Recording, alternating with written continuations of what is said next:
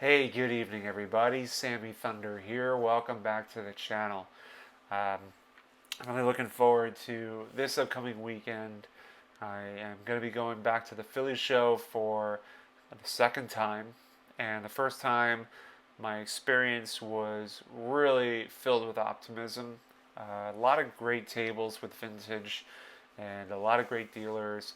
Had a great time recording, had a great time kind of talking up with some of the dealers that I know, and actually making a friend with another dealer that I've met for the first time, where I actually bought the 1909 S74 Silks Mathewson from, and I hope that he'll be there again because he really had some unique stuff. But if you haven't been to that show and you're in the area, like New York, New Jersey, Pennsylvania, Delaware, uh, it's really worth the trip. I know they do it multiple times per year, and I'm really looking forward to this one. The layout is great. It kind of has the vibes of the National, but obviously a lot smaller. But at least have 8 or 9 rows, just in a huge, I guess, a warehouse space. Not a warehouse space. It's more of a um, like a like a facility of some sort. I can't think of the name off the top of my head right now, but it's like an exposition center, I guess you could say. That being said, this video I wanted to kind of go over some of the cards or items that I'm interested in, and a lot of this stuff is really kind of roots back to the inspiration that I had with my experience at the National, because I saw a lot of other content creators buying. I wouldn't call them oddball cards or oddball items. Maybe they will. I don't know. But they were buying some really unique and rare stuff. A lot of stuff that often would get overlooked by some collectors. And so when I saw what they were buying up, I thought that's really cool because there's a lot of things that go into these unique items. It's the artistry, the rareness, the uniqueness of the items, and just the appeal and just the way they look, and they're just, I guess it's kind of a nice takeaway from some of the more traditional stuff that we see. Not to say that the traditional stuff doesn't have its positive effect.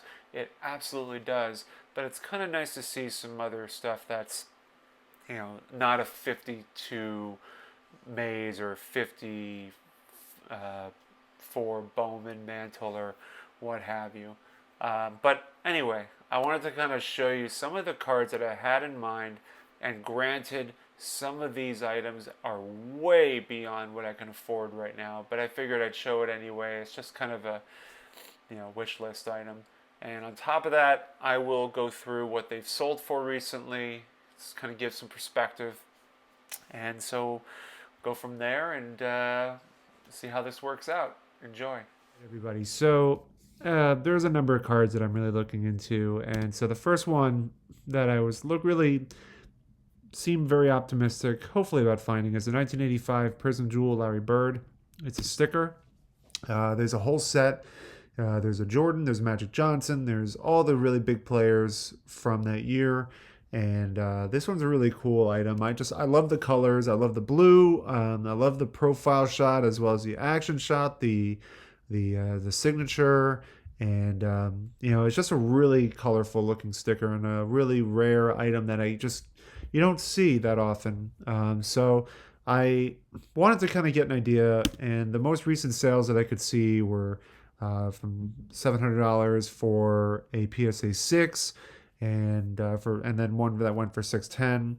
So if I can find something in that wheelhouse, that'd be great. But we'll see. I think it's just a really fun card, and I'm looking forward to hopefully finding one at the Philly show. If I don't find that one, and granted, this one is more of just a Grail item in general because I believe these are probably tough to find. But I love the look of them. It's the 1958 Hires Root Beer Test Willie Mays. I can't afford the one with a tab, but maybe I can afford the one without a tab. Even without the tab, they're very expensive from what I could see. if I were to get like a really low grade of one. But I mean, the only sale that I could find from this year was literally for like a 4.5 SGC went for $5,000. So even if I were to try to get one in a super low grade, which is probably rare, really exceedingly rare to find, um, it would probably cost me a pretty penny. And with that said, I would consider this more of a grail card in general. So if I find it at the show, great. I'll see. We'll cross that bridge once I get there. But I'm not going to hold my breath on this one. The next one is also, I think, pretty tough to find. I couldn't really find too many sales on this one. It's the 1970 Transagram Nolan Ryan. These came in a set with the Mets players individually, and I'll show the card is Nolan Ryan. I love the yellow.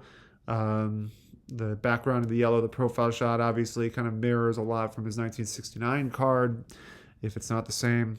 I love the simplicity of it, and it looks like most recent sales, like really, I couldn't find a lot of sales at all, and the ones that I did find were, as you can see, from 2018 and 2017, and you can see the prices then versus what they probably are now. It's probably gone up considerably. So again, I don't really know what to expect when it comes to pricing these out. I'd have to probably look a little bit deeper. I kind of put this together rather quickly, so I don't really have a conclusive idea of what to expect, but it'll be fun to go around and see. And maybe I could find one sitting somewhere and kind of get a gauge on how things are going with that. The next one is the 1969 Topps team poster, the New York Mets. It's a really colorful poster, showcases the colors of the team with the orange, obviously, not so much green, but you got the blue for the hats. And really, I want it because Tom Seaver's on it. He's one of my favorite pitchers. And the only sale I could find from this year, or this couple weeks ago, is what went from Dean's Cards for $205. And knowing Dean's Cards kind of sell for a premium, hopefully I can find it a little less expensive, but we'll see. This next one is kind of fun. The next one, hopefully I don't butcher the pronunciation, so forgive me. But I found this 1972 Ajman Manama postage stamps from Tom Seaver. It looks like this was also built in with a set of different players. And I absolutely love the way this stamp looks. Love that it's just this nice blue. And you have literally Seaver, the Seaver signature follow through, or the wind up follow through, where his knee is literally hitting the dirt. And I love the look of the sticker, and I'd love to find this somewhere, hopefully at the show. Pricing wise, it's kind of all over the place. Apparently one sold for $25, another one, and then there's the second listing for $129 is not even Seaver. I don't really know. Again, I put this together really quickly, so I don't know what to expect, but we'll have to wait and see how this all goes. And finally is the 1952 Coke Tips Test Sets Willie Mays. Believe me, this is the grail card of grail cards. These go for a lot of money, and it's a beautiful looking card, or a beautiful looking, I guess, tips, or I don't know how you identify this, but it's a beautiful looking item. And obviously it's like a clash of American culture, of Coca-Cola, baseball. It's just ties everything together. And literally, we're looking at these numbers here. A PSA 2 in 2021 went for $4,100. PSA 1.5 from 2016, 1.5 went for $1,227. I am not anticipating finding this for the price range I'm able to afford, but I'd love to see one at the show. If I do find one at the Philly show, I will definitely record it. And if for some way possible I find one within my budget, I'll jump all over it, but we'll see. But anyway, I will follow up with y'all more once we get to the show on Saturday. I will do my recordings as usual. I look forward to catching up with y'all. Thank you so much for watching. Please leave any comments, and don't forget to subscribe. Take care.